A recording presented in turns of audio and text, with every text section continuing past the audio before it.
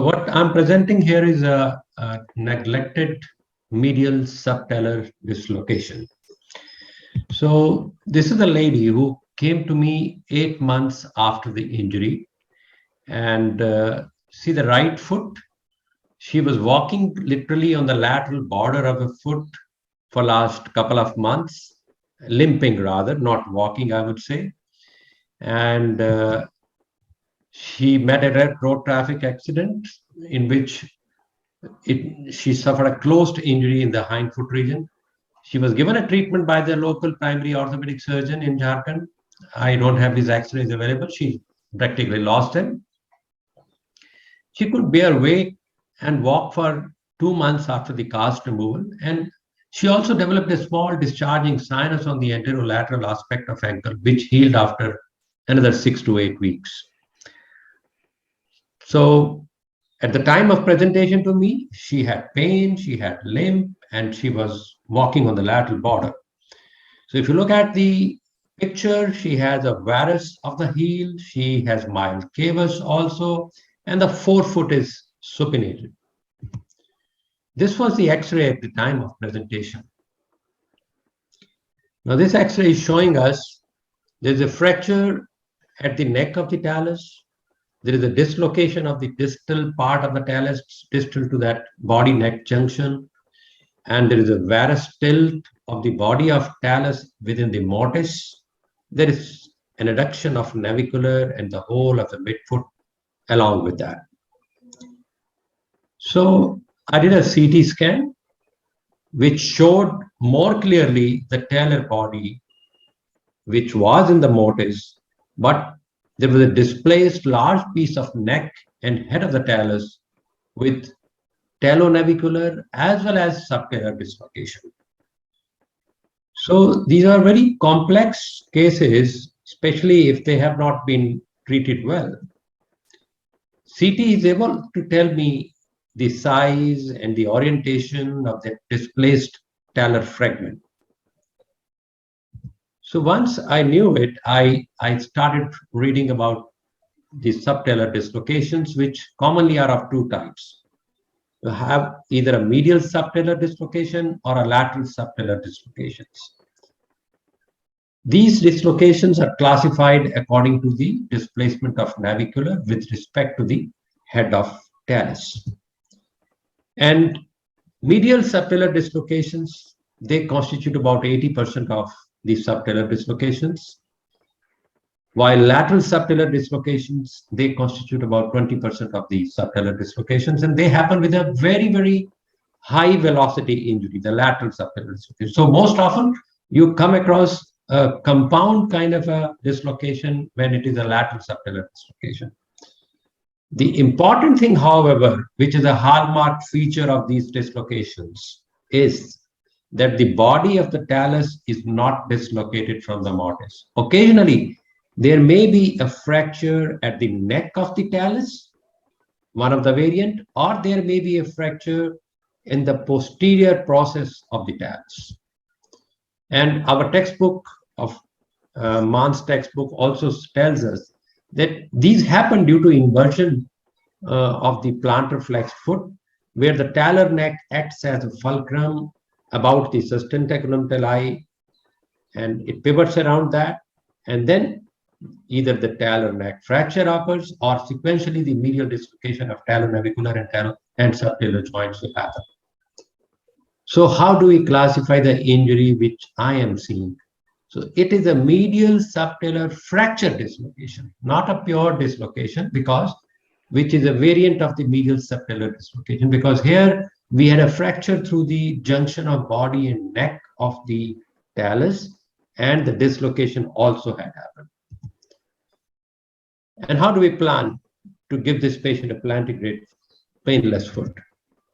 So as I opened up from medial incision, just put a K-wire to mark the navicular and started subperiosteal dissection around the navicular so that I could see the talar head.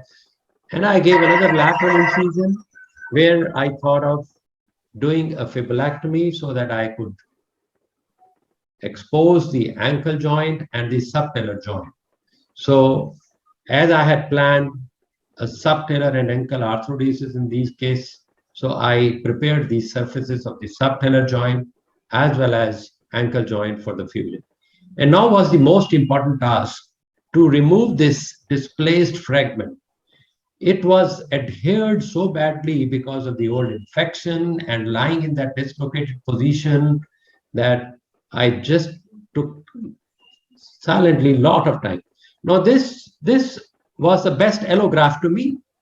So I converted all around, removed all around cartilage from it, used it as a big allograft, filled the place, held it with wires, and then went on to do my fixation with a hind foot nail.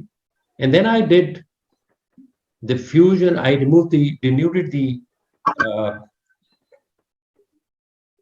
navicular cartilage on the talar side and did put this allograft fit in and saw to it that I am able to get a good talo-metatarsal axis. So this is the immediate post-operative X-ray, which shows that the talo-metatarsal axis was restored in both AP and lateral views, and the defect was properly bridged. So I was quite happy that I've done a good job, and maybe this lady in 3-4 months will be showing the result. And this was a clinical photograph at the end of the surgery. The foot was looking plantigrade and no varus, no valgus.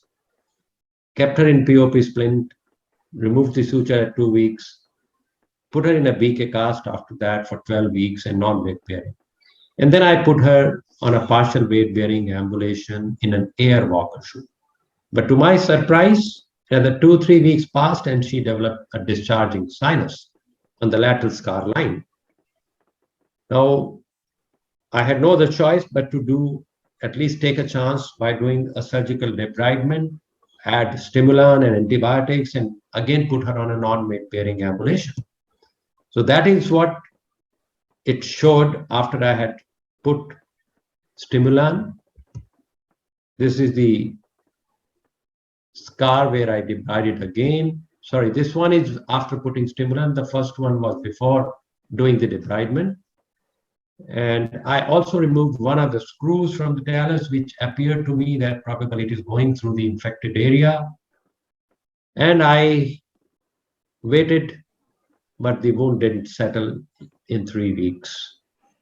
So I did again a radiological assessment, and I felt that the kind of small jog of movement which I was getting between the hind foot and the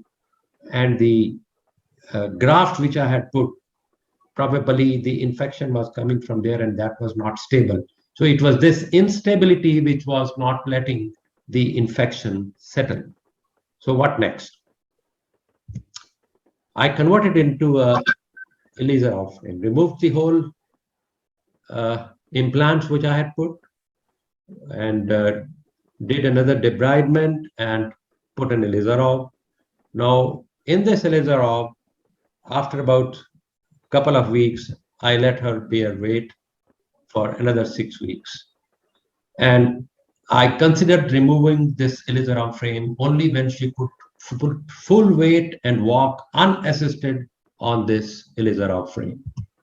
And that's what achieved the fusion at roughly 6 months from the first surgery which I had performed. So this is the way the foot used to look before surgery, before I undertook the first surgery, and that's the foot on the left side which looks antigrade and maybe with about a few degree of equinus, which may be very helpful to her, she being a lady. So usually these subtalar fracture dislocations, they are to be managed with immediate close or open reduction and stabilization for 8 weeks and non-weight bearing. But if we delay them, they can lead to all the things which I saw, except the avascular necrosis. They can lead to ischemic necrosis of the skin, they can lead to a wound, sepsis, they can lead to avascular necrosis of talar body, and of course, arthrosis of all the three joints, ankle, subtalar, and talonavicular. And then in neglected cases, we are not left with any joints because we can't salvage these joints and we have to fuse these joints. So I did a Google search and to find out, are there similar cases reported? But what I could find is only acute presentation. So this was an acute presentation. They labeled it as an unusual case of fracture dislocation neck of talus. They called it probably a variant of the Hawkins type 4, where the X-ray revealed the fracture dislocation of talus with body well in situ.